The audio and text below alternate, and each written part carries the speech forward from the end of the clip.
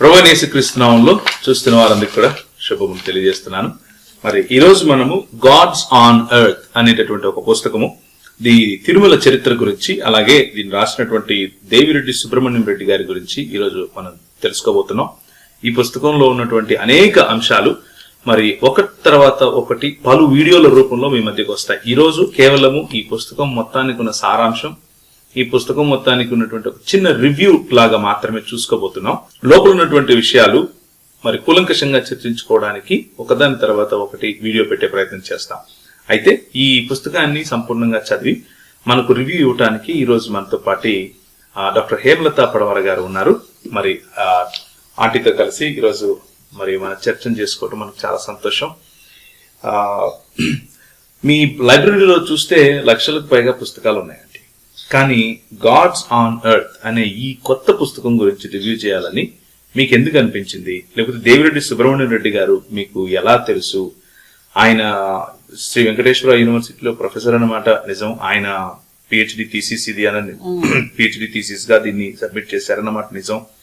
కానీ ఆయన ఒక చరిత్రకారుడు అయినప్పుడు ఆయన చరిత్రగా రాసినటువంటి ఈ పుస్తకం గురించి రివ్యూ చేయాలని మీకు ఎందుకు అనిపించింది? నాకు దేవిరెడ్డి సుబ్రహ్మణ్యం రెడ్డి గారు చాలా ఏళ్లుగా తెలుసా అండి. ఎందుకంటే నేను కూడా యూనివర్సిటీలోనే పిహెచ్డి చేశాను. ఈ బుక్ వచ్చి ఆయన పిహెచ్డి థీసిస్ కాదనుకుంటాను నేను, తర్వాత రీసెర్చ్ చేసి రాసినటువంటి బుక్ ఇది. ఈ బుక్ కాంప్లిమెంటరీ కాపీగా మా ఇంటికి వచ్చింది. ఇది వచ్చిన తర్వాత తిరుమల చరిత్ర అంటే ఎవరికైనా ఇంట్రెస్ట్ ఉంటది కదా, సొంతూరు తప్పకుండా తెలుసుకోవాలని ఉంటది. గాడ్స్ ఆన్ ఎర్త్ అనగానే సో నాలో ఉన్న ఆంథ్రోపాలజిస్ట్ కూడా కొంచెం ఇంట్రెస్టింగ్ గా ఆ బుక్ తెరవడం జరిగింది. గాడ్స్ ఆన్ ఎర్త్ ఏంటి అనే ప్రశ్న ఎవరికి రాదు, అసలు ఆలోచించారు కూడా, అంత దూరం ఆలోచించారు. సో ఆ టైటిలే నన్ను చాలా ఎక్సైటెడ్ చేసింది అన్నమాట.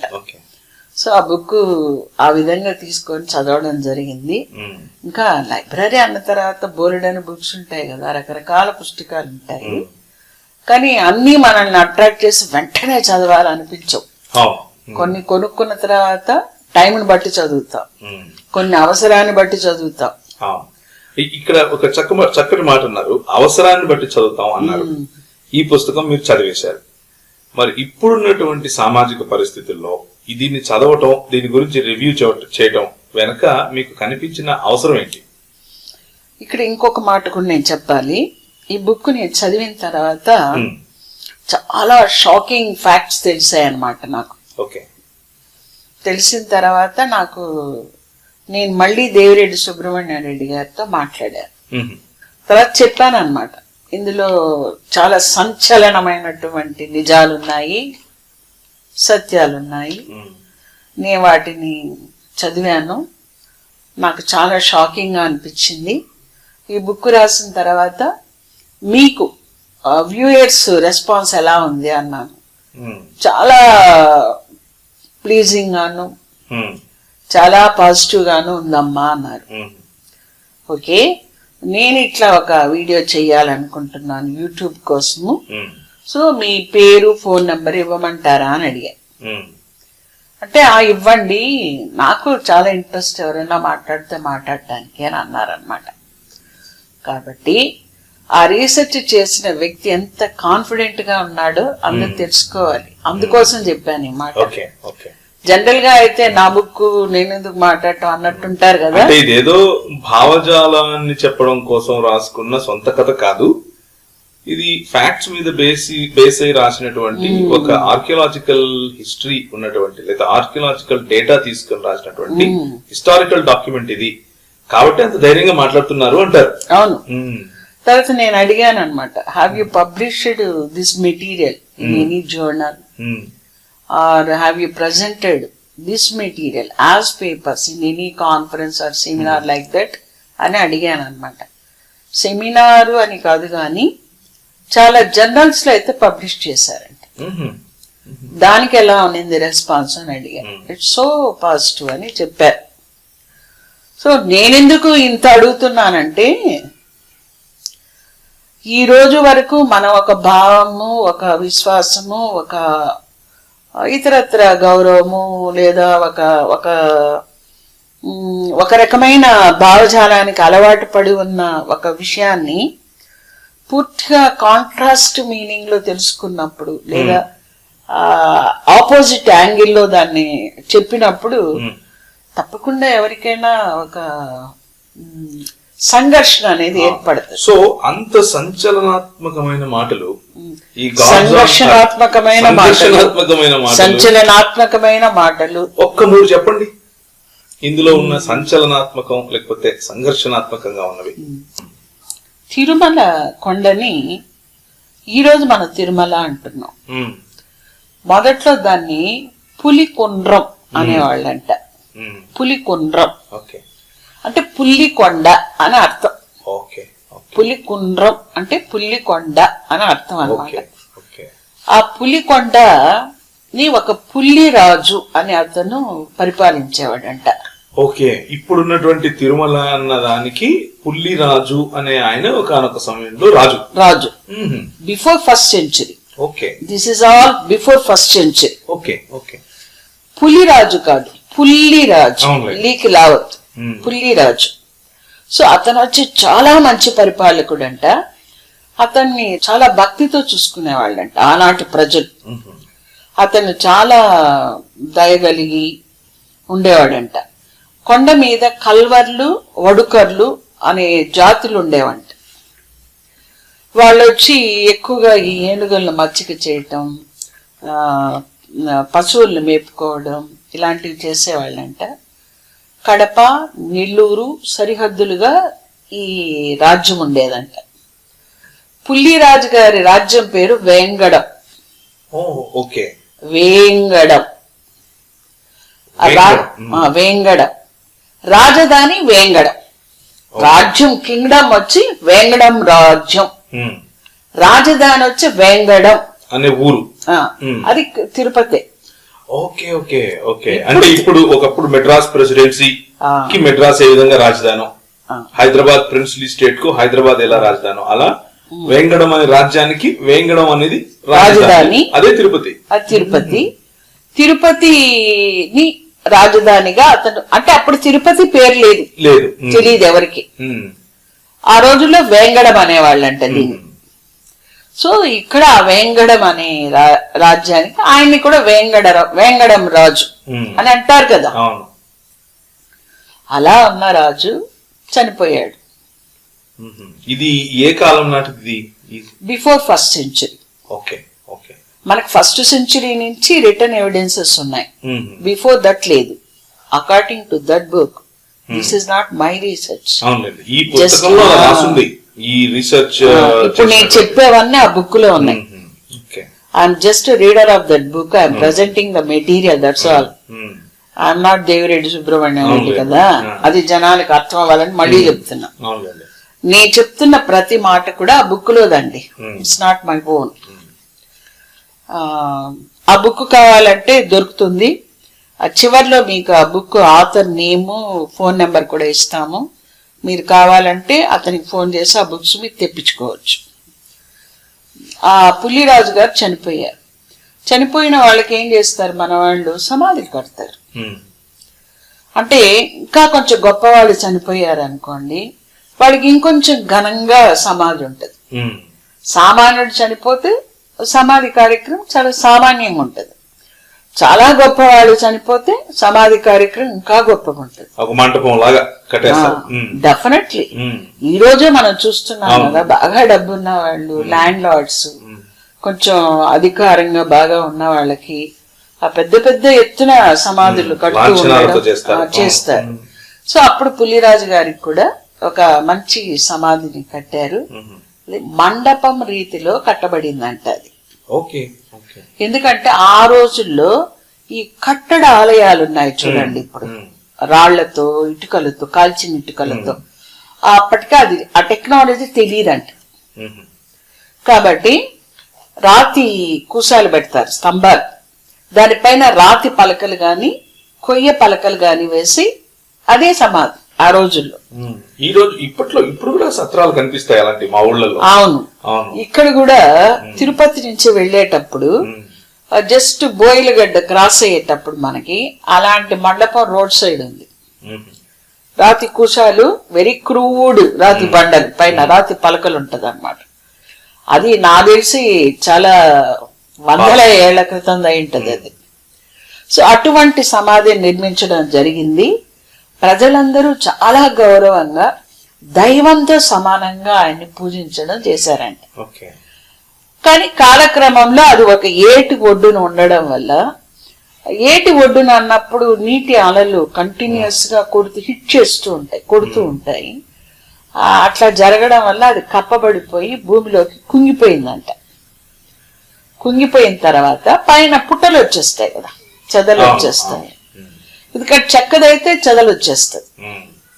అలా చెదలు పడిపోయిన తర్వాత క్రీస్తు శకం 1వ శతాబ్దంలో కొంతమంది ఏనుగులు మచ్చిక చేసి దింపేవాళ్ళంట అప్పుడు కొండపైన. అలాగే ఏనుగుల్ని మచ్చిక చేసే గుంపు, పశువుల్ని మేపుకునే గుంపు వాళ్ళు ఆ పరిసర ప్రాంతాల్లో తిరుగుతూ ఉన్నప్పుడు వాళ్ళ పశువులు వెళ్ళి ఈ పుట్టని తొక్కడం వల్ల మొత్తం పగిలిపోయి లోపల నుంచి రాతి కుశాలు అవి బయటపడ్డాయంట. అప్పుడు వాళ్ళు వెంటనే వాళ్ళ రాజు దగ్గరికి వెళ్ళి, ఆయన పేరు అంటే పుల్లిరాజు తర్వాత కొంతకాలానికి వచ్చినటువంటి రాజు అప్పుడు ఉన్నాడు. ఆయన పేరు తొండైమాన్ చక్రవర్తి. ఆడోండై అని కూడా అంటారంట. ఆడోండై అంటే ఆనందం అని అర్థం అంట. ఈ తొండైమాన్ చక్రవర్తి దగ్గరికి వెళ్ళి, అయ్యా అక్కడ ఇట్లా ఒక దేవుని గుడి బయట వచ్చింది అని చెప్పినప్పుడు ఆయన కూడా వచ్చి అదంతా తవ్వి తీసి తర్వాత మళ్ళీ రాతి స్తంభాలు రాతి పలకలు పెట్టి దాన్ని పటిష్టంగా కట్టి, అప్పటికీ కట్టడాలయాలు రాలేదు. అంటే ఈ తొండైమాన్ గారి సమయానికి కూడా కట్టడాలు లేదు. ఆ మండపాలే పెట్టి ఆ జనాలకు అందరికీ తెలిసేటట్టు చేశాడంట. అంటే అతను కట్టిన మండపం గుడికి కొంత ప్రాచుర్యాన్ని ఆయన తీసుకొని వచ్చాడు అన్నమాట. అంటే పుల్లిరాజు పేరు మీద తీసుకొచ్చాడా లేకపోతే? పుల్లిరాజు అనేది వేంగడం అయింది. ఇప్పుడు వేంగడం అనేవాళ్ళంట ఆ గుడికి. తర్వాత ఈ మన తొండైమాన్ చక్రవర్తి గారి వల్ల అది జనాలకు అందరికి తెలియడము, ఎక్కువ మంది అక్కడికి వెళ్ళి పూజలు చేయటం లాంటివి చేసేవాళ్ళంట. పూజలు కూడా అర్చక విధానం లేదు. అంటే ఇప్పుడున్నటువంటి బ్రాహ్మణ అర్చక పద్ధతి ఏదైతే ఉందో అలాంటిది లేదంటున్నారా? లేదు. అప్పుడు పూజారులు అర్చకులు ఏం లేదు. ఎవరికి వాళ్ళు వెళ్ళడం, ఆ నీళ్లు ఎత్తి అక్కడ పోయటం, వాళ్ళకి దొరికిన పూలు ఏదో అక్కడ పెట్టడం, దండం పెట్టుకోవటం, రావటం. ఆ విధానం కూడా అప్పటికి డెవలప్ కాలేదు. ఇది ఎందుకు చెప్తున్నానంటే, ఒక దేవుని చరిత్ర ఒక దేశపు చరిత్రగా ఉందన్నమాట. ఇక్కడ ఒక సంస్కృతి పరిణామ చరిత్రగా కూడా ఉంది. డెఫినెట్ గా ఇప్పుడు మనం వచ్చి ఏదో ఒక దేవుడి గురించి మాట్లాడుతూ వీళ్ళు ఏదో మాట్లాడుతున్నారు, అగెనెస్ట్ గా మాట్లాడుతున్నారేమో అలా భ్రమించకూడదు, ఎవరు అభ్రాంతిలోకి వెళ్ళకూడదు. ఒక చరిత్రని మన ఒక స్థల చరిత్రను చూస్తున్నా, ఒక ఆలయ చరిత్రను చూస్తున్నా, ఒక దేశ చరిత్రను చూస్తున్నా అనేకమైన విషయాలు అందులో మిళితమై ఉంటాయి. ఇంతవరకు మీరు చెప్పిన దాంట్లో సంచలనం ఏముందంటారు? అసలు వస్తుంది. ఆ తొండైమాన్ చక్రవర్తి గారు ఈ ఆలయాన్ని, మండపం ఆలయాన్ని పునరుద్ధరించిన తర్వాత ఆళ్వార్లు వచ్చారు. ఆళ్వార్లు అనేది మీరు వినుంటారు. వైష్ణవ భక్తుల్ని, వాళ్ళని ప్రధానమైన వాళ్ళని ఆళ్వార్లు అంటారు. 12 మంది ఆళ్వార్లు.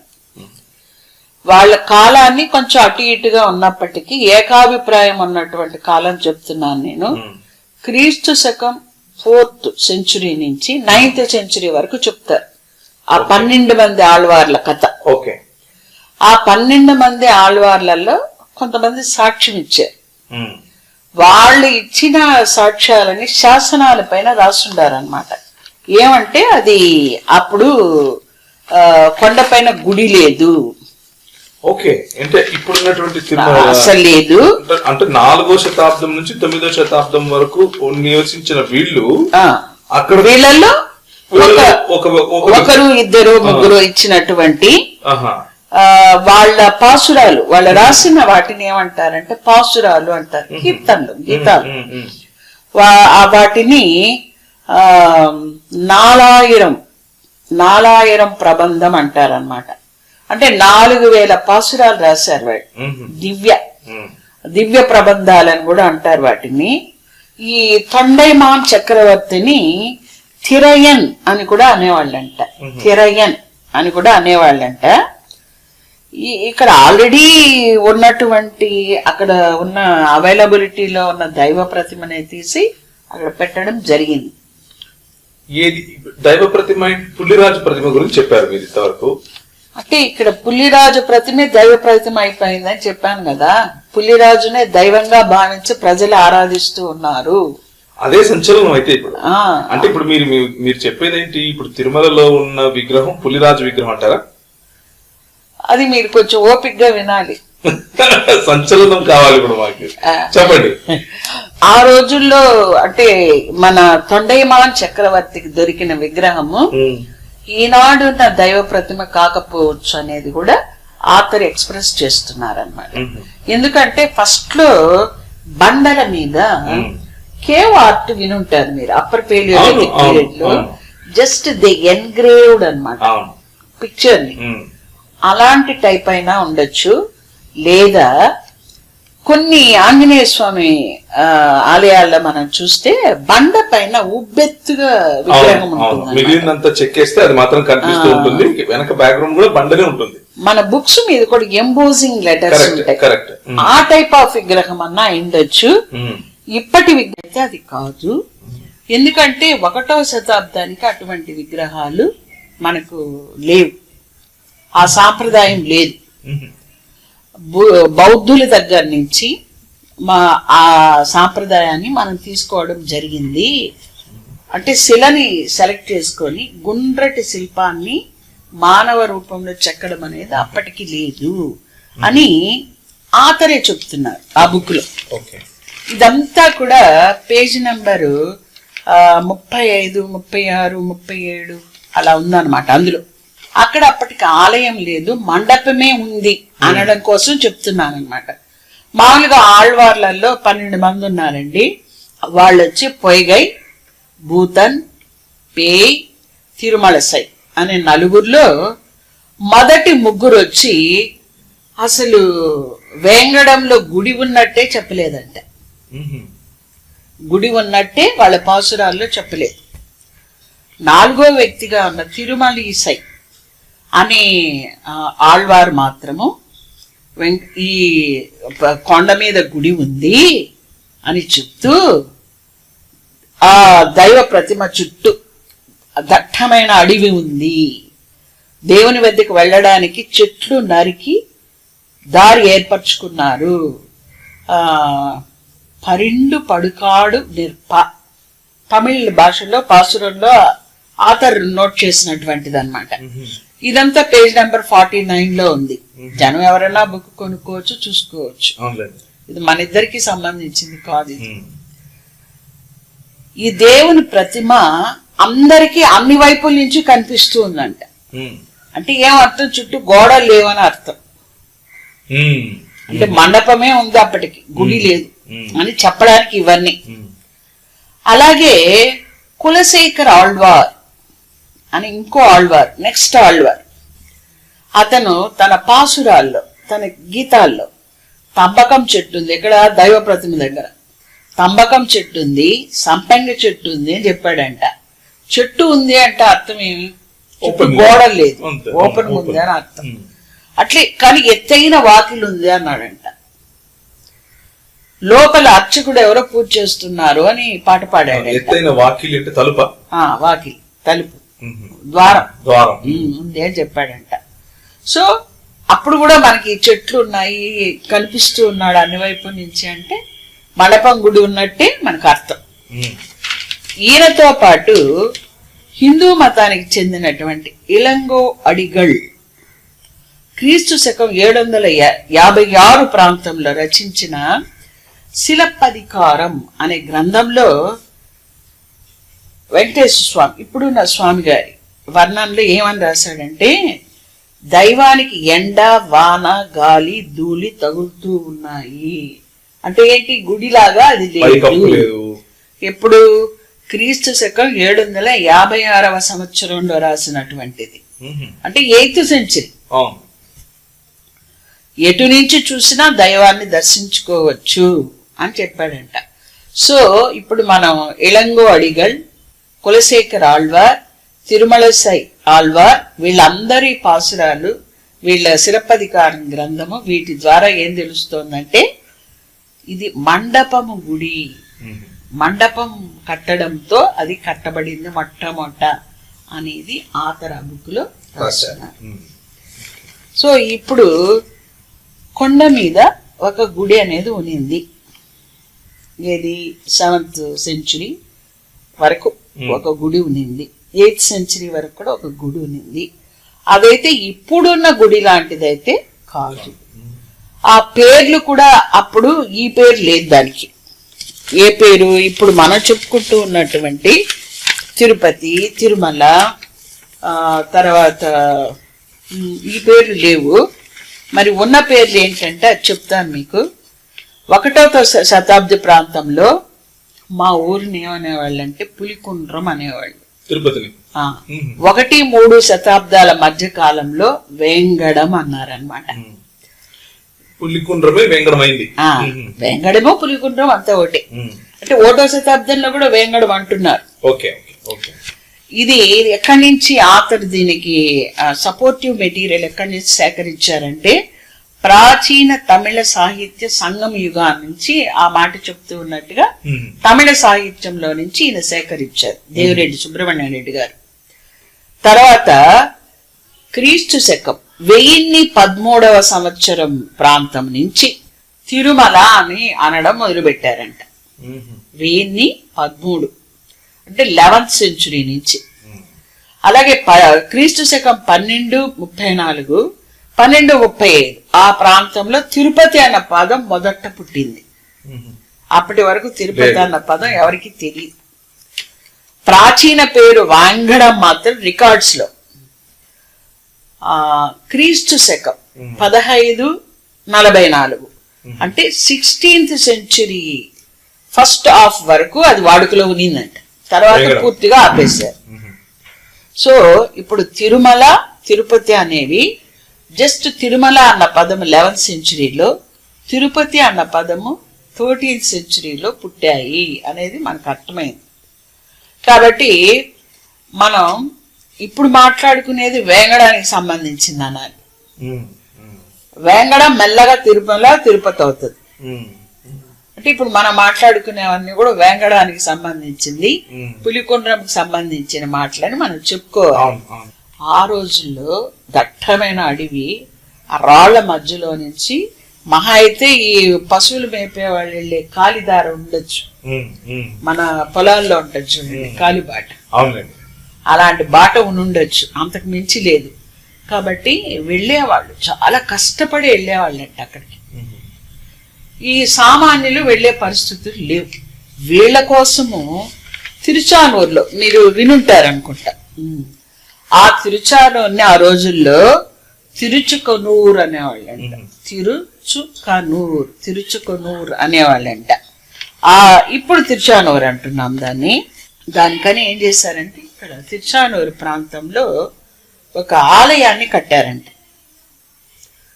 ఆలయాన్ని కట్టి అది తొలి కట్టడాలయం అంట. ఇప్పుడుండే ఆలయం కాదు, ఒక ఆలయం కట్టారు. ఆ గుడిని తిరువిలన్ కోయిల్ అనేవాళ్ళంట. కోయిల్ అనేవాళ్ళం. కోయిల్ అంటే గుడి కదా తమిళ్లో. అలాగే అందులో ఉన్న వెంకటేశ్వర స్వామిని తిరువిలన్ కోయిల్ పెరుమానడిగల్ అనేవాళ్ళంట. తిరువిలన్ కోయిల్ పెరుమానడిగల్ అనేవాళ్ళంట.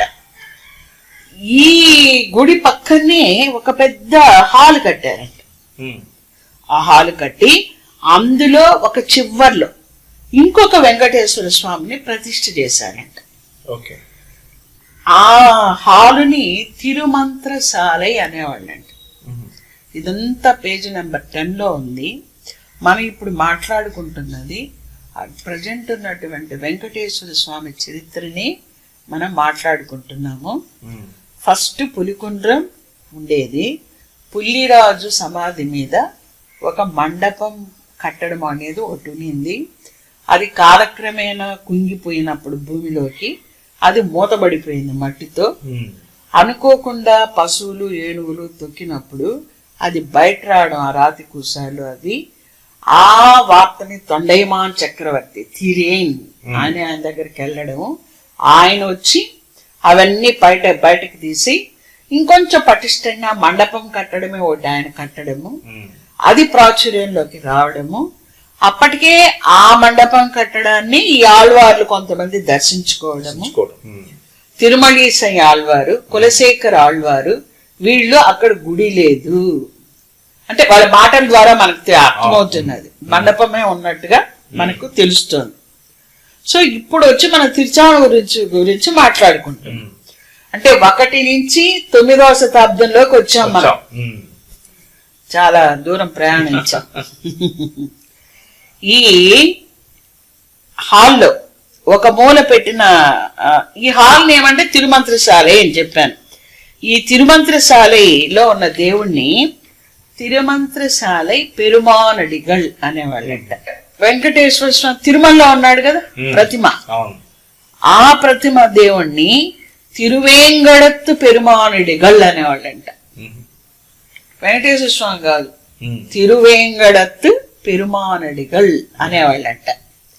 ఇదంతా పేజీ నెంబర్ 10లో ఉంది, ఆ బుక్ లో ఉంది. తర్వాత ఈ హాలు వంటి నిర్మాణం ఉంది కదా, గుడి ఉంది బానే ఉంది, దేవుడి దగ్గరికి వెళ్ళొస్తారు. హాల్ ఎందుకు అన్నది మనకి ఎవరికైనా డౌట్ వస్తుంది. ఆ హాలు వంటి నిర్మాణంలో అంటే తిరుమంత్రశాలలో ఆ హాల్ని ఏమంటారు, తిరుమంత్రశాలై. దాంట్లో జనాలను వైష్ణవంలోకి మార్పిడి చేసేవాళ్ళంట. ఆ సమయంలో అష్టాక్షర తిరుమంత్రాన్ని పఠించేవాళ్ళు. మరి ఓం నమో నారాయణ అట్లాంటివి ఏమన్నా చెప్పేవాళ్ళేమో మనకు తెలియదు. ఇప్పుడు వాళ్ళు మత మార్పిడి చేస్తున్నారు అని అంటే మిగిలిన వాళ్ళు ఆ మతానికి సంబంధించిన కాదని కదా అర్థం. శైవులునుంటారు, బౌద్ధులునుంటారు, జైనులునుంటారు, ఇతరత్ర జనాలునుంటారు. వాళ్ళని వైష్ణవంలోకి మారుస్తూ వచ్చారు. ఈ హాలు ఏది తిరుమంత్రశాలై క్రీస్తు శకము 1234 వరకు ఉన్నిందంట. కానీ అందులో విగ్రహాలు క్రీస్తు శకం 1000 సంవత్సరంలోనే మిస్ అయిపోయినాయంట, లేవంట. అక్కడ 826లోనే ఎప్పుడో కట్టారు. అది క్రీస్తు శకం 1000కే అందులో ఉన్న దైవ ప్రతిమలు లేవు. ఓకే, అది ఎటో పోయినాయి. హాల్ మాత్రం ఉన్నిందంట. అంటే ఇప్పుడు వెంకటేశ్వర స్వామి ప్రతిమలు లేనప్పుడు అది పనికిరానట్టే కదా. దీనికి ఆయన ఇచ్చిన ఎవిడెన్స్ ఏంటంటే క్రీస్తు శకం 1000 తర్వాత తిరుచానూరు ఆలయాలకి దానాలు ఇచ్చిన శాసనాలు ఎక్కడా లభించలేదు. కాబట్టి ఆ ఆలయాలు నిరుపయోగకరంగా ఉండిపోయినాయి అని చెప్తారు. అవి అంటే పూజలు అవి జరుగుతున్నట్టు లేవు అని.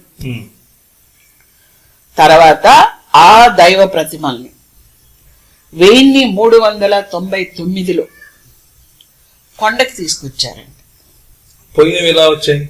ఎక్కడో పెట్టుకుంటారు, ఇక్కడి తీసేసి. అంటే అప్పట్లో కొంచెం ఇదేమన్నా ఇతర దాడులు ఏమన్నా జరిగి ఎత్తుకుపోతారు అనుకున్నారు. మరి ఏంటో మరి అక్కడి నుంచి వాటిని కాపాడడం కొరకు తీసేసినట్టున్నారు. లేకపోతే శైవులకి వైష్ణవులకి గొడవలై తీసేసారో మనకు తెలియదు కదా. ఆ రీజన్ ఇవ్వలేదు ఆయన.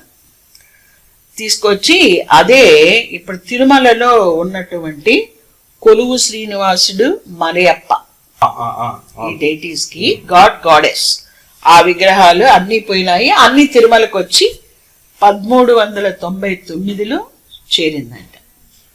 ఓకే, 1399లో ఈ విగ్రహాలు తిరిగి ఇక్కడికి వచ్చాయి. తిరుచానూరులో ఉన్న విగ్రహాలు అక్కడికి పోయి చేరాయి. ఓకే.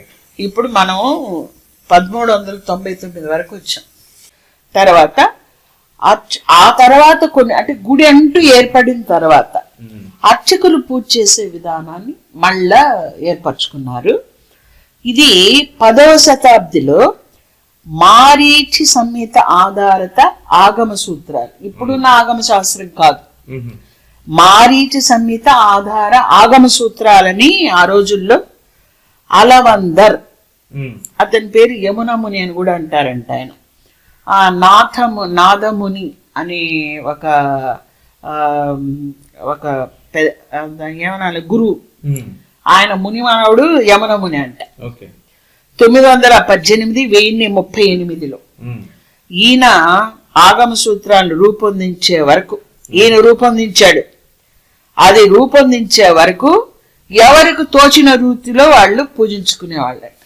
యాదవరాజుల కాలంలో గట్టి దేవ యాదవరాయలు అని అంటే ఆయన పేరు విక్రమ చోళుడు అని కూడా అంటారంట. తర్వాత 2వ కులోత్తంగ ఇద్దరు, ఆయనేమో 12th century, ఈయన కూడా 12th century. ఈ చోళ చక్రవర్తులు వీళ్ళిద్దరు కూడా విక్రమ చోళ, 2వ కులోత్తంగ చోళ చక్రవర్తులు. ఆయనేమో గట్టి దేవ యాదవరాయలేమో యాదవరాజు.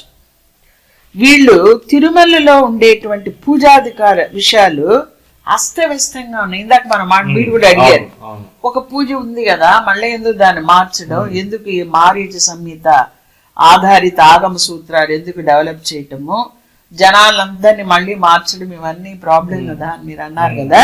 అది ఇక్కడ జరుగుతోంది అన్నమాట. ఈ పరిసర గ్రామాల జనాన్ని కోరడంతో వెళ్ళి రాజు దగ్గర వీళ్ళు కోరారు, ఏమని, అయ్యా తిరుమల అంతా అస్తవ్యస్తంగా ఉంది, సరిగా లేదు, దీన్ని కొంచెం సరిచేయండి, క్రమ పద్ధతిలో తీసుకురండి అని చెప్తే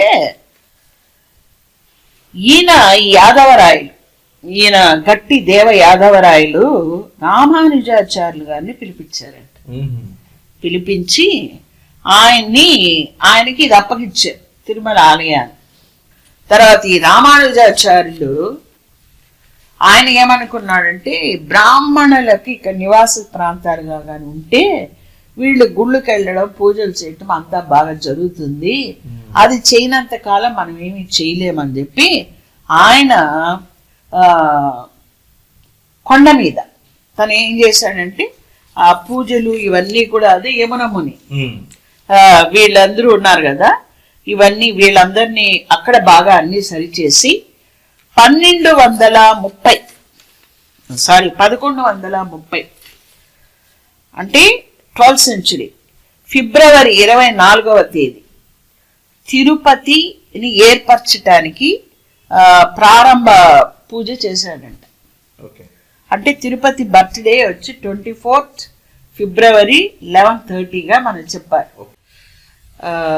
1వ రాజేంద్ర చోళుడు అంటే చోళుల పరిపాలనలో ఆ పరిపాలనా కాలంలో 7వ రోజు అని ఇచ్చాడు. మరి హౌ దే డిసైడెడ్ దట్ అనేది నాకు తెలీదు, ఆతర్ చెప్పారు. క్రీస్తు శకం 1013వ సంవత్సరంలో రాసినటువంటి ఒక శాసనంలో తిరుమల అనే పేరుని మొట్టమొదటిసారిగా వేంగడం అనే పేరుకి ప్రత్యామ్నాయంగా వాడారంట.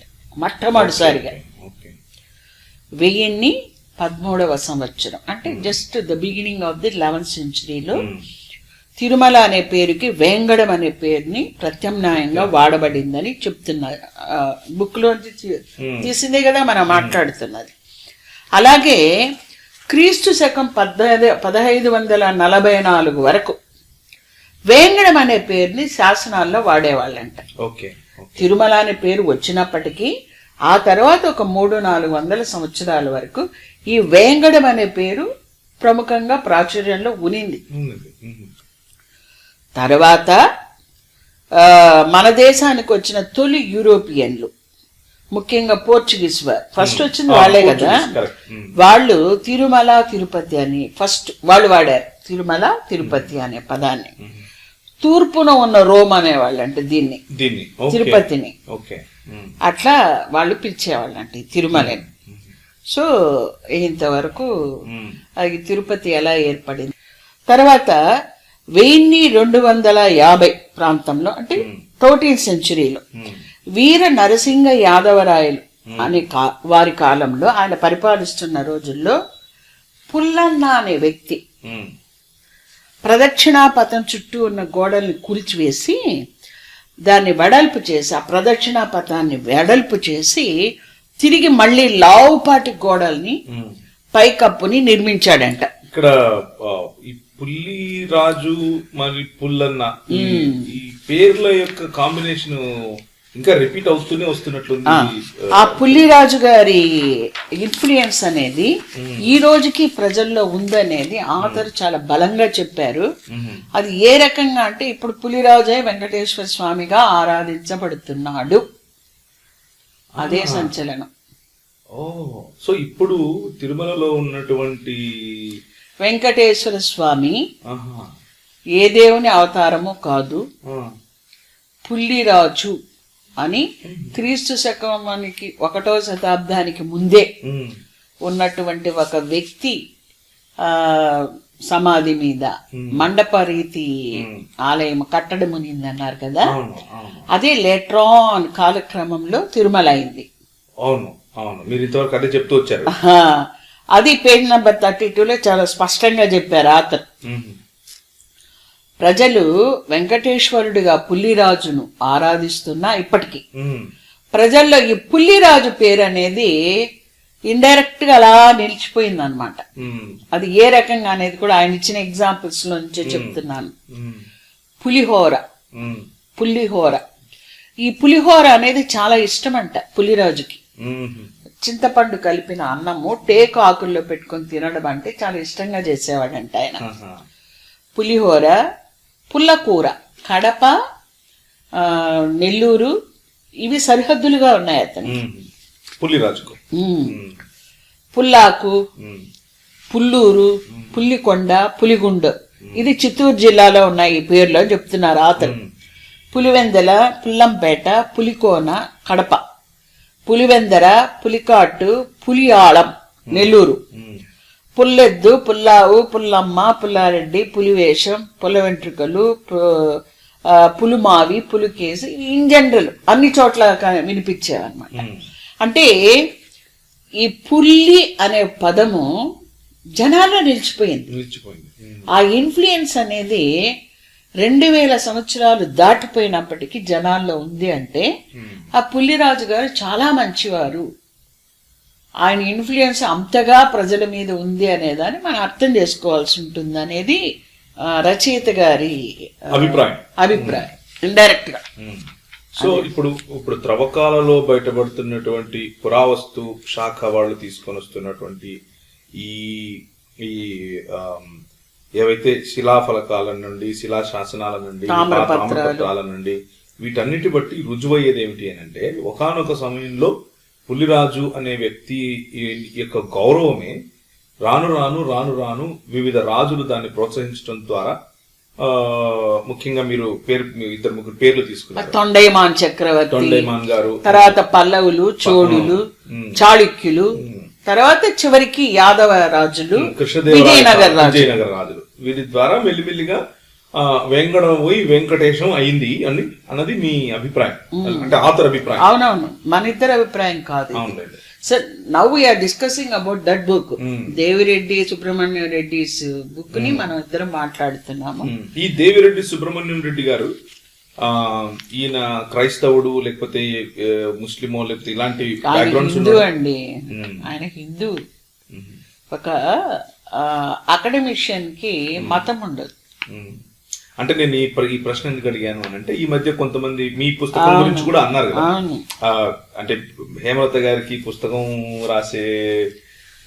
రాయడం రాదు, దాంట్లో మొహమాటం ఏముంది, నాకు బుక్ రాయడం రాదంట. అంటే ఇప్పుడు అకాడమిషియన్స్ అనేవాళ్ళు ఇలాంటి బయాస్ వెనక పెట్టుకోకుండా ఉన్నది ఉన్నట్లుగా రాస్తారు, మీరు అదే చేశారు అన్నది అది చెప్పడం కోసం ఒక ప్రీ ఆక్యుపైడ్ మైండ్ ఉండి బయాస్డ్ గా ఉంటే నేను బుక్ రాసే ముందే ఏం చేస్తానంటే నా బుక్ గురించి ఎవరినన్నా భజన చేయమని చెప్పి, నా బుక్ని పొగడమని చెప్పి, లేదా నా బుక్ డబ్బులు పెట్టమని చెప్పి నేను ముందుగానే కొంతమందిని అరేంజ్ చేసుకుంటా. అలా రాయడమే బుక్ రాసినట్టుగా వాళ్ళు అనుకున్నారేమో నాకు తెలీదు. సో నేను కూడా నాకు వీలైనంత మట్టుకు సెకండరీ డేటాని నేను ఎక్కువ కలెక్ట్ చేశాను. అంటే బుక్స్ లో నుంచి ఆల్మోస్ట్ ఒక మోర్ దాన్ 200 బుక్స్ నేను చదవడము, ఆ బుక్స్ లో నుంచి మెటీరియల్ తీసి నేను రాయడం జరిగింది. అక్కడికక్కడ బుక్ నేము, ఆథర్ నేమ్ కూడా నేను ఇవ్వడం జరిగింది నా బుక్ లో. సో వాళ్ళ ఉద్దేశంలో బుక్ రాయడం అంటే ఏంటో నాకు తెలియదు. నా ఉద్దేశంలో బుక్ రాయడంలో నాకు చాలా బాగా తెలుసు. బుక్ రాసే అలవాటు కూడా నాకు బాగా ఉంది. నేను 13+1 14 బుక్స్ ఆల్రెడీ నేను రాశాను. ఇంకా రాసే ఉన్నాయి, వస్తూ ఉన్నాయి, అవి కూడా వస్తూ ఉన్నాయి, దారిలో ఉన్నాయి, అవి వస్తాయి. సో బుక్కి రేట్ ఏం పెట్టాలనేది కూడా ఇంకా మీదట ఎవరన్నా అడిగి పెట్టాలేమో తెలియదు. ఇప్పటిదాకా ఆఖరికి ఆ స్వేచ్ఛ ఉంటుందని నేను అనుకున్నాను. తర్వాత ఇక్కడ ఈ పులిరాజుకు సంబంధించిన ఇంకొక ఎవిడెన్స్, జనాలందరికీ తెలిసిన ఎవిడెన్స్ చెప్తున్నాను. అదేంటంటే కొండ మీద ఇప్పటికి కూడా వెంకటేశ్వర స్వామిని, అది ఆ సమయం అది నాకు గుర్తులేదు కానీ, విగ్రహాన్ని తీసుకొని గుడి దాటి కొంత దూరం వెళ్తారనమాట. మోస్ట్లీ గోగర్భం వరకు తీసుకెళ్తారనుకుంటా. అక్కడ విల్లంబులు ధరించి పార్వేట అనే వేట ఉత్సవం చేస్తారు ఇప్పటికీ. వెంకటేశ్వర స్వామి విగ్రహాన్ని తీసుకొని అక్కడికి వెళ్ళి వేట ఆడినట్టుగా అక్కడ ఒక చిన్న ఉత్సవాన్ని జరుపుతారు. ఇది పుల్లిరాజు అలవాటు. పుల్లిరాజు క్రీస్తు శకం 1వ శతాబ్దం ముందు నివసించి ఉన్నటువంటి పుల్లిరాజుకి విల్లంబులు ధరించి ఆయన రాజ్యమైనటువంటి వేంగడంలో వేటకెళ్ళే అలవాటు ఆయనకు ఉందంట. వేటకెళ్ళడం చాలా ఇష్టం అంట ఆయనకి. దాని పార్వేట అంటారు. ఆ పార్వేటని ఇప్పటికీ ఒక ఉత్సవంగా పైన జరుపుతున్నారు. ఇప్పుడు ఒకవేళ దేవుడే అనుకుంటే ఆయన వేటకెళ్ళడం చేయడు కదా కొండపైన. కానీ దానికి పురాణాలు అవన్నీ రాశారు కదా, దాని గురించి కూడా మన ఆథర్ చెప్పారు. దాన్ని కూడా నేను చెప్తాను. ఇది ముందు ఇది చూసేద్దాము. తర్వాత శిల్పాలు. ఇప్పుడున్నటువంటి దైవ ప్రతిమ క్రీస్తు శకం 1వ శతాబ్దంలో ఏదైతే తొండయమాన్ చక్రవర్తి పెట్టాడో ఇది అది కాదు అనే దాన్ని ఆతరు నొక్కి వక్కాణిస్తున్నారు. అది ఎలాగో చూద్దాం.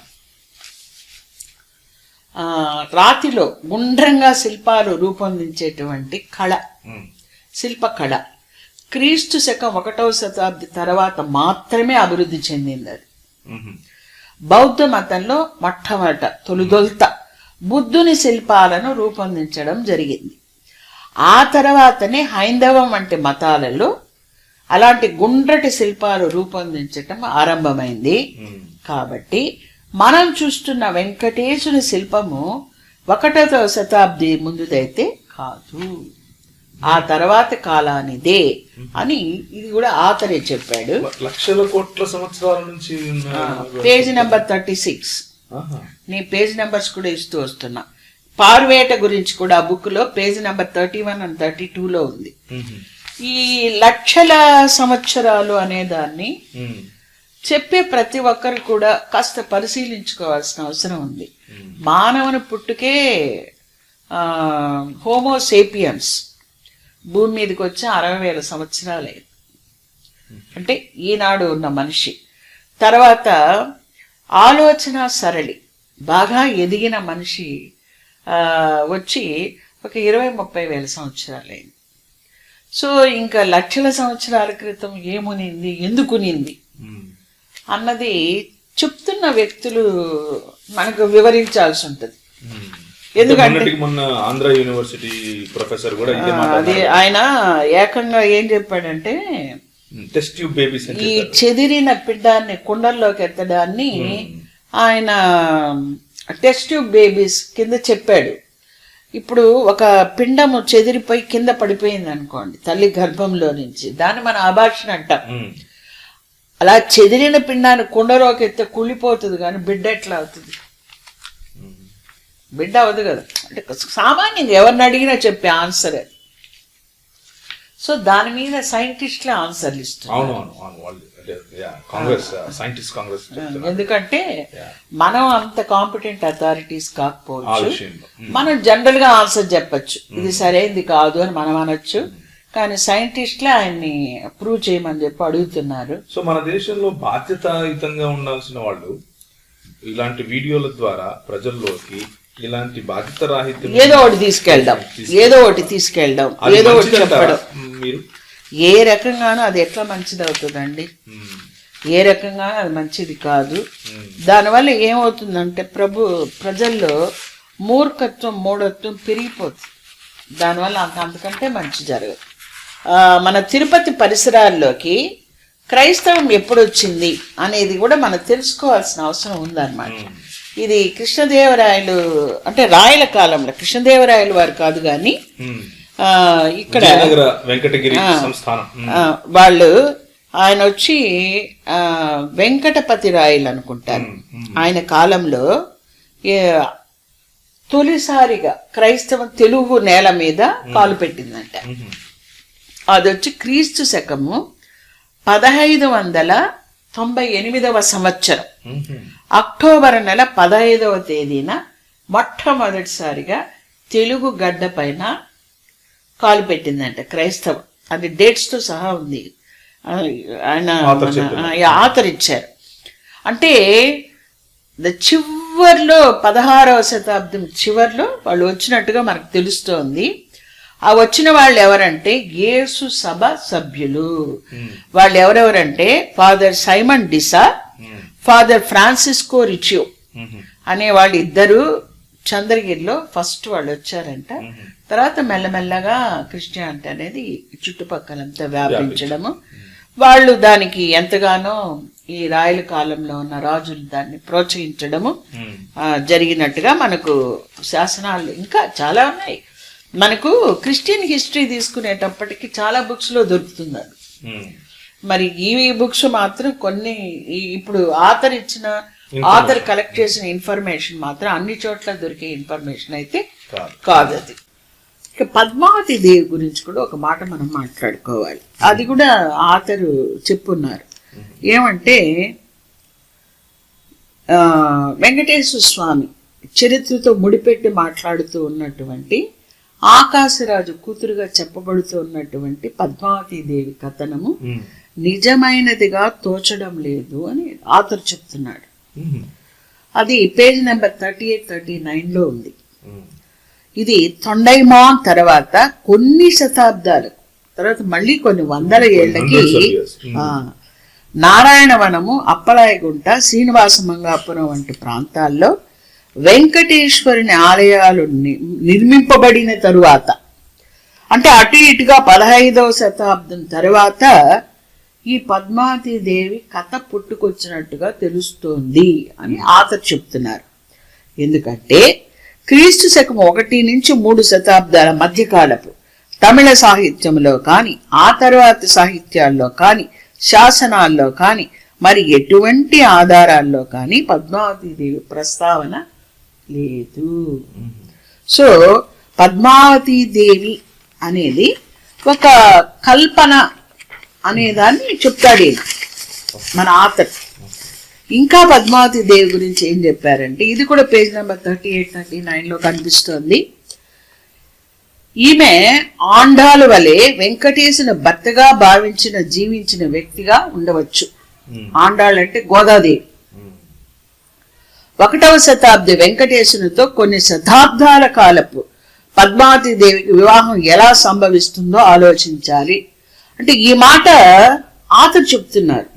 1వ శతాబ్దానికి సంబంధించినటువంటి వెంకటేశ్వర స్వామికి 15 శతాబ్దాల తర్వాత పుట్టినటువంటి 1500 సంవత్సరాల తర్వాత పుట్టినటువంటి పద్మావతి దేవితో ఎలా వివాహం జరుగుతుందో కాస్త ఆలోచించండి అని చెప్తున్నాడు ఆయన. అలాగే 1వ శతాబ్ది వెంకటేశుని గురించి అనేక శతాబ్దాల తర్వాత పుట్టుకొచ్చిన పురాణాల్లో ఉన్నటువంటి కథనం ఎంతవరకు నమ్మదగిందో కూడా ఆలోచించవలసి ఉంది. These are all words of our author. That's all. అంటే హిస్టారికల్ బ్యాక్గ్రౌండ్, హిస్టారికల్ డేటా గనక చేతిలో ఒక పక్క పెట్టుకుంటే ఇప్పుడు రాసుకున్న పురాణాలు వీగిపోతాయి అని చెప్తున్నాను. నిలవు. ఫస్ట్ మనం ఏం చెప్పుకున్నామంటే 1వ శతాబ్దానికి ముందరే పుల్లిరాజు అని ఒక పాలకుడు ఈ వేంగడమ ప్రాంతాన్ని పరిపాలిస్తూ ఉన్నాడు. ఆయన చనిపోవడం జరిగింది. ఆయన సమాధి మీద ఒక మండపం అనేది ఒకటి నిర్మించబడింది.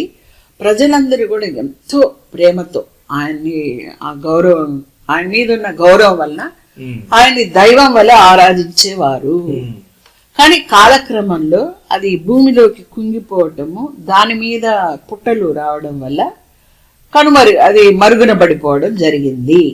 తర్వాత ఏనుగులు మచ్చిక చేసేవాళ్ళు, ఈ పశువుల కాపర్లు ఒకరోజు ఆ పశువులు ఇవన్నీ తొక్కడం వల్ల ఆ పుట్ట పగిలి మట్టి చెదిరిపోయి ఆ కనిపిస్తూ ఉన్నటువంటి ఆ మండపం యొక్క శిథిలాలను చూచి వాళ్ళు తొండైమా అంటే ఆ కాలంలో పరిపాలిస్తూ ఉన్నటువంటి, ఆ కాలం ఏదంటే క్రీస్తు శకం 1వ శతాబ్దం, తొండైమాన్ దగ్గరికి వెళ్ళి, చక్రవర్తి దగ్గరికి వెళ్ళి ఇలా అక్కడ ఒక దైవాన్ని మేము చూసాము, ఒక ఆలయాన్ని చూసామని చెప్పడము, ఆయన అక్కడికి వచ్చి అవన్నీ తవ్వించి తీసి ఒక మంచి మండపం కట్టడమే. అప్పటికి కట్టడాలయాలు రాలేదు, ఏర్పరచడం జరిగింది. కానీ అక్కడికి సామాన్యులు వెళ్ళడం అనేది చాలా కష్టంగా ఉండేది. మా తాత ముత్తాతల కాలంలో కూడా వాళ్ళు కూడా చెప్పేవాళ్ళు, డోలీలు కట్టుకొని పోయేవాళ్ళంట. డబ్బులు ఇస్తే డోలీలు కట్టేవాళ్ళంట. ఆ డోలీల్లో తీసుకెళ్ళాలంటే బాగా డబ్బులు ఉండాలి కదా డోలీలు కట్టించుకోవాలంటే. సరే అలా వెళ్ళలేని వాళ్ళకి తిరుచకునూరు అంటే తిరుచానూరు ప్రాంతంలో ఒక ఆలయం కట్టబడింది. అక్కడ ఒక వెంకటేశ్వర స్వామిని ప్రతిష్ఠించడం జరిగింది, ప్రతిమని. దాని పక్కనే ఒక హాల్ కట్టడం జరిగింది. ఆ హాలుని తిరుమంత్రశాలై అంటారంట. అందులోపల ఒక విగ్రహాన్ని, వెంకటేశ్వర స్వామిని ప్రతిమను పెట్టడం జరిగింది. ఆ హాల్లో ఏం చేసేవాళ్ళంటే వైష్ణవములోకి ఇతరులని మార్చేవాళ్ళంట. సో వైష్ణవంలోకి మార్చినప్పుడు అష్టాక్షరి మంత్రాన్ని చెప్పించేవాళ్ళంట వాళ్ళ దగ్గర.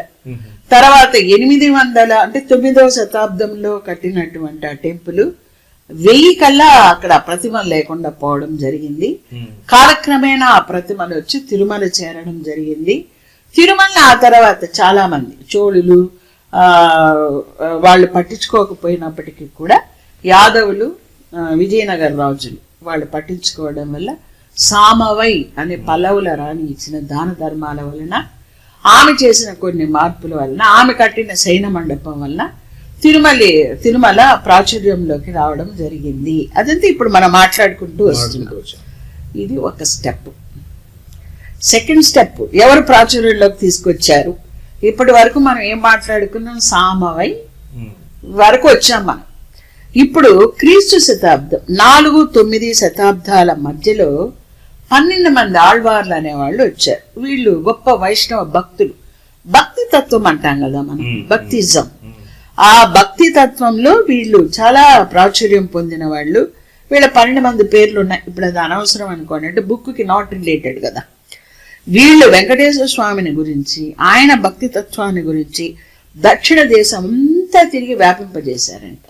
అంటే వెంకటేశ్వర స్వామి గుడి ఇంత ప్రాచుర్యంలోకి రావడానికి మొదట తొండైమాన్ చక్రవర్తి, తర్వాత ఈ సామవై, వీళ్ళందరూ, తర్వాత ఆళ్వార్లు. Second step. అంటే ఎవరికైనా డౌట్ వస్తుంది కదా, ఏదో చిన్న సమాధి మీద చిన్న గుడి కట్టేస్తే ఇంత పాపులారిటీ ఎలా వస్తుంది అని ఎవరైనా అడుగుతారు కదా. ఇది వచ్చి పూర్తిగా ఒక అకాడమిక్ స్టడీగా దీన్ని చూడాలి. అది కూడా పనిగట్టుకొని మత భ్రష్టులు లేదా మత శ్రేష్ఠులు రాసింది కాదు ఇది. మత భ్రష్టులు, మత శ్రేష్ఠులు రాసింది కాదు ఇది. జస్ట్ ఒక అకాడమిషియన్, ఒక విద్యావేత్త తనకు తెలిసిన విషయాలన్నింటినీ జనాలకి తెలియచేయాలనే ఒక ఉద్దేశంతో, ఒక సదుద్దేశంతో ఈ బుక్ను తీసుకురావడం జరిగింది. జనాలని మూర్ఖత్వం వైపు నడపాలి, సంపాదించాలి, దండుకోవాలి, బాగుపడాలి అనే గుంపు ఎప్పుడూ ఉంటుంది. అలాగే ఏది ఏమైనా సరే సత్యాన్ని ప్రజలకు తెలియచేయాలనే గుంపు కూడా ఒకటి ఉంటుంది. దానికి ఉదాహరణగా మనం దేవిరెడ్డి సుబ్రహ్మణ్యం రెడ్డి గారిని చెప్పచ్చు.